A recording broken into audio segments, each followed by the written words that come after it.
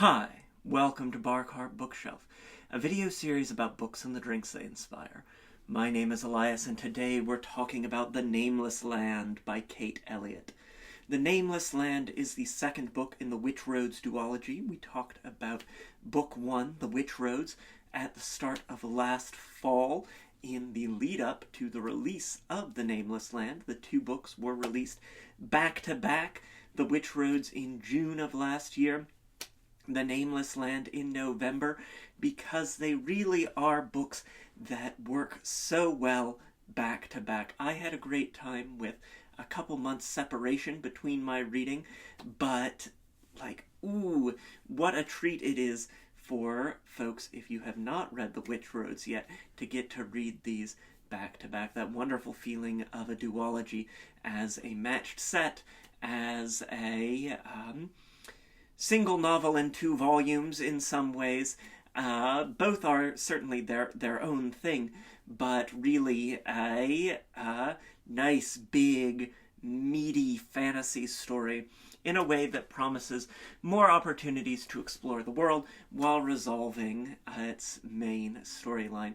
This continues the story directly from The Witch Roads, the story of Ellen, a deputy courier in the service of the Tranquil Empire, who has found herself roped into the schemes of a prince of the Third Estate, Jevelin, as they return to the sort of cut-off backwater land that she had escaped as a child. We are now separated from this mysterious haunt spirit that possessed the prince in the beginning of The Witch Roads, and so we have all of these wonderful new twists and dynamics in the sequel that play on the relationships that were established in the first book. Some wonderful double crosses and explorations of changes, of shifting loyalties, of grand adventure. It is a fantasy adventure in that grand sense. It is not necessarily an epic fantasy because, our character is lowborn and remains that. And our stakes, while they rise somewhat to the deep and meandering, the ponderous court intrigues, they remain rooted in the immediacy. And so Elliott, masterful, long experienced, really phenomenal author that she is, keeps this scope that expands somewhat, and our viewpoint grows while remaining focused on the immediacy of the action, on the immediacy of the character journeys, and on creating this greater depth between Ellen and her traveling companions. It is just a really marvelous, marvelous book. I had such a great time with The Witch Roads, had such a great time here with The Nameless Land. I am excited that there will be more stories within this same setting, albeit with different viewpoint characters and different characters, starting with The Flower Court coming in January 2027. Keeping my eyes out for that, a sapphic romance in the Flower Court, this sort of royal court of the Tranquil Empire. Some really exciting things there. The Nameless Land, as I said, continues our journey directly from the Witch Roads. We've moved into this sort of Farlandia, this cut-off, provincial, sort of rustic, harder, crueler space as Jevelin the Prince seeks to strengthen alliances and plot his own intrigues, and Ellen seeks to survive and to protect the future of her nephew Kem. It is a setting where we have this constant threat of this dangerous magical mist, the pall, that rises up and eddies like a mist, like a fog, like a river. It pools and it flows and it acts as this very sinister and deadly force here, and spore that is sort of evolved and shot out from that can infect various entities. So a really marvelous sort of marriage of character and setting, and again, so much high action. We've got riverboat chases, we've got a super cool causeway through the mist, we have the attacks of like Sarpa, which are these deadly bat-winged lizard serpent beasts, and just really that absolute trifecta of like character, action, and setting that makes a truly marvelous adventure fantasy and a true secondary world fantasy that we love so well here on Bar Cart Bookshelf. And so, of course, we had to have a drink. Our drink today is the Shorn, to match our deputy courier from Book 1, The Witch Roads. It takes its name from this mysterious haunt who has vanished at the beginning of the novel, who is tasked with the sort of seeking out of dangerous and ancient sorcery while being deprived of a physical body of his own. And we will begin with 1.5 ounces of gin. We are once again getting the super piney shot tower gin. We've got these spires, these towers in the novel, but this again is just, it's a super piney gin. So if you're looking for something in your own local liquor store, just go for something that's got that real smack of herbaceous quality. We've got, again, these yews and junipers that are a pervasive part of the landscape. We'll get that in there. 1.5 ounces of that gin, and then 1/2 ounce of an Islay Scotch. This is our super smoky, super creosote sort of Scotch. It is very assertive. A little goes a long way. I'm using the Ardbeg 10-year, which I really love to sip on its own or to use in small measures with a cocktail. Again, we have this pall that has this sort of oily, ashy quality to it. There's this theory put forth that it's the ashes of like dead sorceries and this sort of industrial outflow of these ancient harms. You know, all stories being written today are climate stories. Let's be real here. It is the great threat that looms over all of us, that casts shadows into all of our imaginations, and the pall definitely has that quality to it as well. So we're going to bring that smokiness with our Islay Scotch into there, and then we have some red wine that we enjoy in this herbal quality, so we will add 3/4 ounce of sweet vermouth. This is going to have something of like a Martinez quality.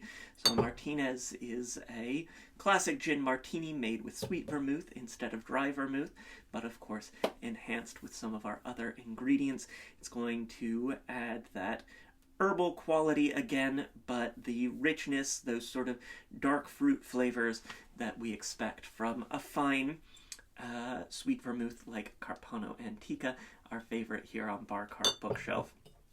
And then, for just a touch more sweetness, because we do have some pretty assertive spirits in there, we are going to add 1/4 ounce of honey syrup. Lovely. Made with 2 parts honey, 1 part water, so that it becomes just viscous enough to stir nicely, to pour nicely in a way that ordinary honey really cannot do. And remember always, our sweeteners are adding not just sweetness and not just flavor, but also texture. Because they are denser than our spirits, they are adding more of that rich and velvety mouthfeel that we want in a cocktail. And then finally, we'll add a couple of dashes of Peychaud bitters. One of my absolute favorite aromatic bitters, that rosehip, anise, sort of licorice flavor. This rose oil scent is really distinctive in the movement of the pall and the spore that it casts off. And so we'll get that bit in there. As always with bitters, easy to add more, hard to add less. I really like the Peychaud bitter, so I'm adding about 4 dashes into there. Just shake it like a hot sauce bottle. But if that's less to your taste, add 2. And if you want to add some extra intensity, you can always add a bit more. So we've got all of our liquid ingredients down into our mixing glass. We will add our ice. We always add our ice last because we don't want our ice to melt and wake up Sarpa from its torpor.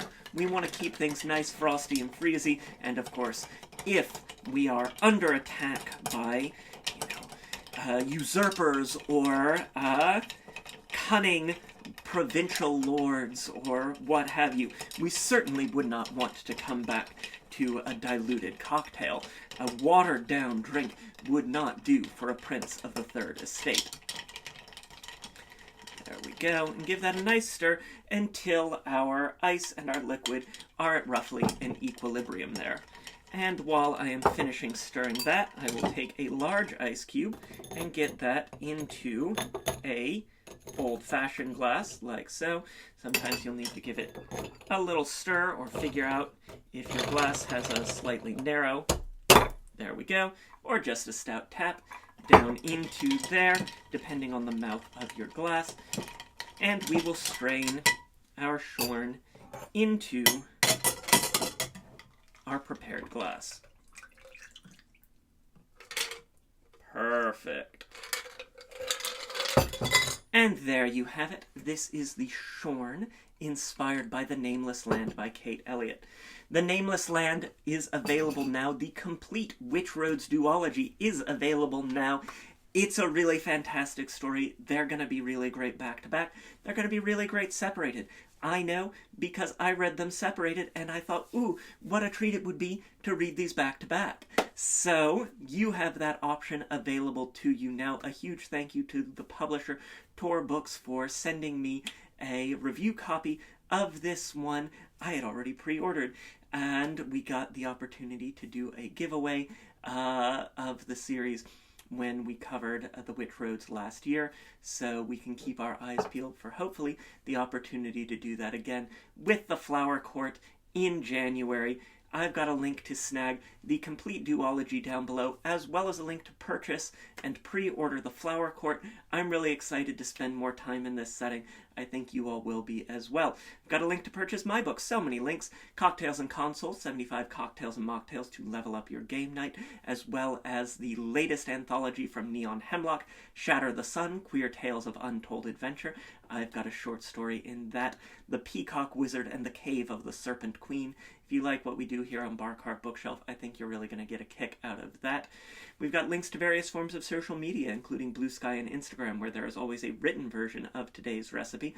Try the drink. Let me know what you think in the comments down below. Hit that like button. It makes me so happy when you do, and really helps me to decide what sorts of books we're going to be talking about here on Bark Bookshelf in the future.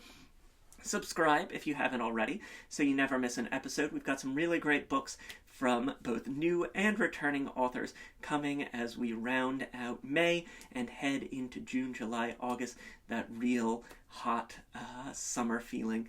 I can already feel it in my bones, and I'm so excited to share those books with all of you as we approach our 5th anniversary on July 6th this year. More to come on that in the weeks ahead. And so, until next time, cheers.